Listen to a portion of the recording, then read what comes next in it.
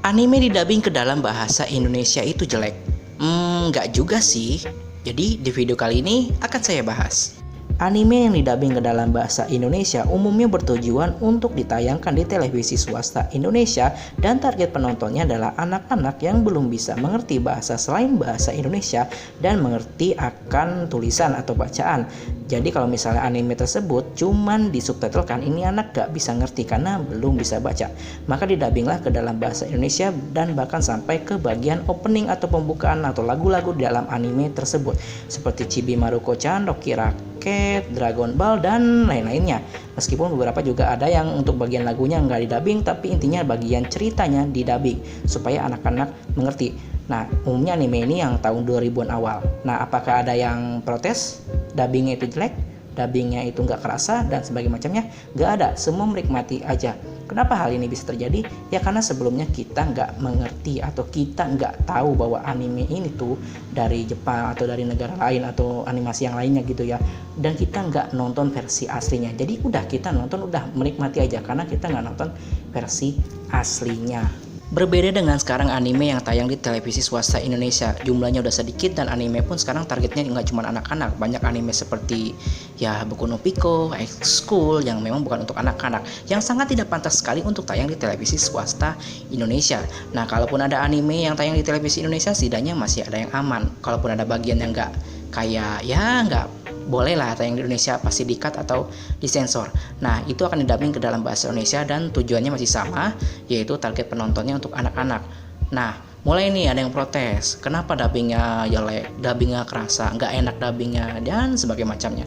Karena sebelumnya orang yang bicara seperti ini adalah dia jauh sebelum anime ini bisa tayang di televisi Indonesia.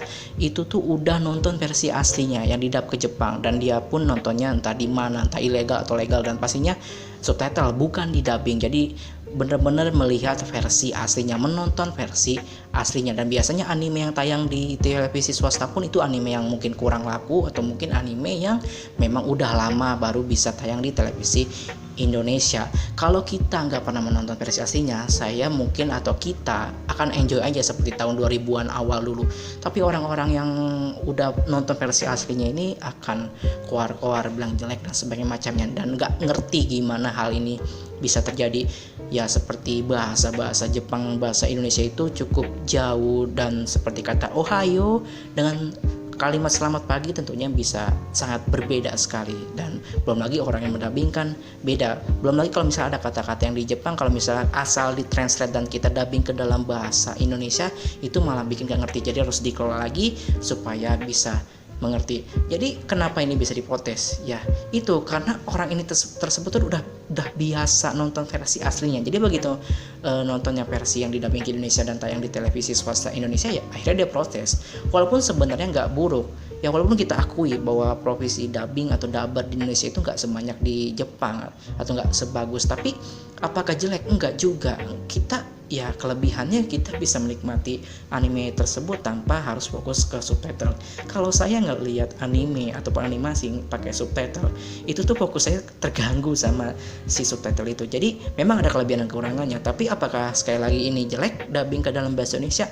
Enggak kok, nggak buruk-buruk amat. Cuman kalau memang yang komen seperti ini dan nggak tahu dibalik bagaimana dubbing itu nggak mudah dan asal bilang jelek padahal sebenarnya nggak buruk, ya itu tadi saya ulangi, karena udah nonton versi aslinya, dia udah biasa mendengar kata-kata Ohayo daripada kata-kata selamat pagi. Dia lebih familiar dengan kata-kata ara-ara daripada kata-kata atau aduh gitu ya. Jadi gitu aja sih, sebenarnya nggak buruk kok, nggak buruk ya, mungkin nggak sebaik yang versi Jepang, tapi nggak buruk, nggak jelek sampai banget jelek gitu.